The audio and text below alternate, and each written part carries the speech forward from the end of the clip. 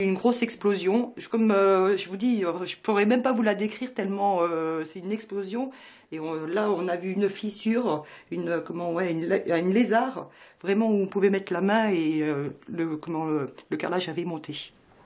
C'est le manque d'eau de cet été qui est responsable de ces énormes fissures. Après un dossier déposé en mairie, Amandine a rejoint vendredi l'association Les Oubliés de la Canicule pour l'aider à obtenir un dédommagement. Donc Madame Doucet, c'est ce que je vous disais. Oui. Voilà les murs qui commençaient à craquer à partir de cet été. Avant, on dormait tout en haut. Maintenant, on n'ose plus dormir en haut parce que si ça s'effondre, on tombe d'un étage quand même. Donc on a peur aussi de ça. On ne sait pas ce qui peut se passer. On a peur de vivre dans notre maison, quoi. La jeune propriétaire a dû mettre en suspens les travaux de rajeunissement qu'elle avait entrepris avant les dégâts causés par la sécheresse. Elle est maintenant suspendue au décret de catastrophe naturelle pour espérer une prise en charge des réparations estimée à 130 000 €. Pour Francine Doucet, il est urgent d'accélérer les démarches.